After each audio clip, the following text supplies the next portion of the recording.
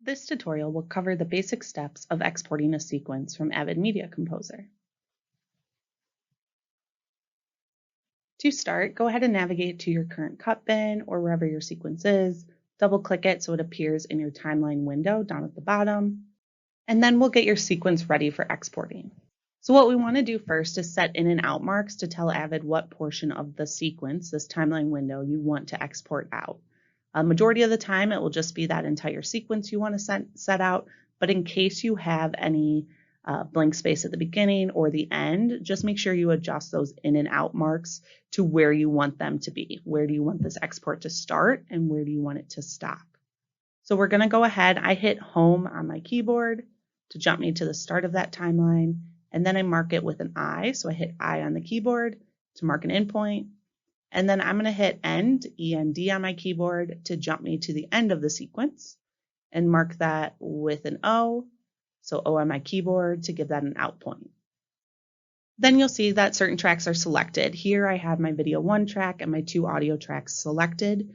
If for any reason only my V1 was highlighted, so my A1 and A2 were turned off and they weren't highlighted, you want to make sure everything you want to export out is selected. Hit 9 and 0 on that keyboard. Once you have your sequence set up within your timeline, go ahead and hit Control S to save your project. You always like to save before you start any export. So then you'll go up to your sequence in your bin and you're going to right click. You're going to go to Output. You're going to choose Export to File. Now within here, you want to make sure you're saving it in the appropriate folder. So I'm going to navigate to this PC and then I'm going to go to my media drive. And in there is going to be my exports folder. I have additional folders in here to keep more organization based on the amount of exports I do. So you can create additional ones to keep the organization within here. And then we want to rename this. So for this course, I have a lot of you renaming it as the due date or the date in which this export is occurring, underscore your last name, and then underscore a version number. When you QC your export, if you need to export again, it's good to have a version number so you know which one's your most recent one you're working with. Exporting can get cumbersome at times, so this is a good way to keep that organization there. Once I've done that, I'm going to go ahead and hit Options.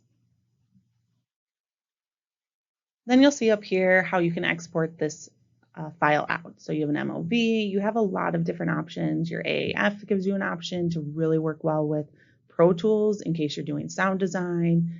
There's an MP4, there's a graphics as well. So you have a lot of options to choose from and then a lot of settings within those options that you can adjust as well. We're going to work first with an MOV for this export. So go ahead and pick that and you'll see the dialog box that appears. We're going to look first at these check marks over here. So we want to make sure Use Marks is checked and Use Selected Tracks. So Use Marks is saying, yes, I'm using my in and out marks that I've established on this timeline. And Use Selected Tracks means those that are turned on and highlighted, I would like to have export in. I'm not going to include inactive audio tracks. Usually they're inactive for a certain reason, so I'm not going to check that one. We're going to take a look here at our video. A lot of this goes off of how you set your project within Avid. So let's take a look at image and then the preset here. So we're going to take a look here then at more detail when it comes to the settings.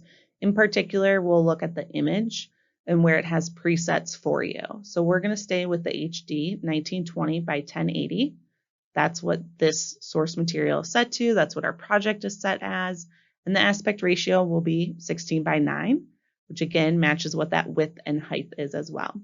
Now you can customize this and you can already choose presets that are on here. 4:3 is going to be your letterbox.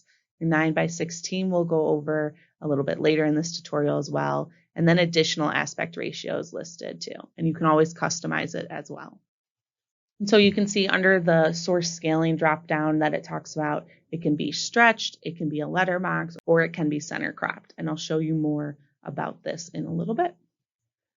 You'll leave the frame rate as is. Again, that's what it is for the project. Same with your color space as well. Then you have your compression. So we're going to take a look at codec family here. That gives you a drop down. The Avid DNX HD is used a lot with Avid and also in post-production workflows, in particular with films, especially when you're sending things out to do color correction. So I'm going to choose H.264. You're going to see that the compression has a drop down too. We're going to stick with just the top one here. Those go over your image quality to increase those. Your color depth will stay as 8-bit. And then your target bit rate is all about increasing the quality of this video that's being exported. The lower the target bit rate, the smaller the file size will be, and the worse your video will look. And then audio we'll leave as PCM, and we'll change the mix to stereo, so then we have a proper mix coming out of both our left and right channels. Our sample rate will remain the same, along with our bits per sample as well. Now, if you ever need to send out an MOV file and not have any audio on it for some reason, you can go ahead and just uncheck that box right next to audio.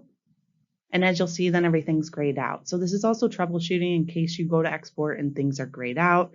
Go ahead and make sure that checkbox is checked. And the same can be done for video as well. And once you have that set, you can go ahead and hit save. Double check, make sure it's going into your exports folder. Go ahead, hit save again, and then it starts the exporting process. If for any reason you need to stop the export in the middle of this process, you can hit Control period, and that will cancel it.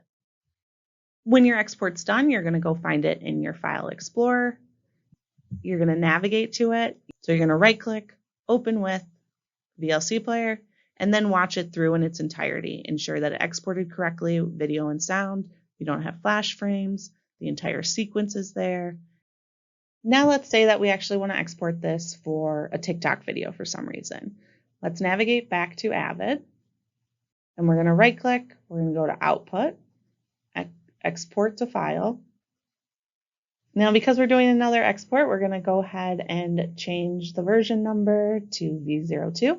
Once I've done that, I'm going to go ahead and hit Options. And then under Image and Preset, we're going to go ahead and click there. And we're going to choose HD 1080 by 1920, which makes it 9 by 16, so it's a vertical. Now, when we do that, the source scaling definitely plays a part in this because of your footage being originally set at 16 by 9. If you keep the source scaling as a stretch, we'll do that and I'll show you what's going to happen. It's going to stretch your image so that it will fit this new aspect ratio.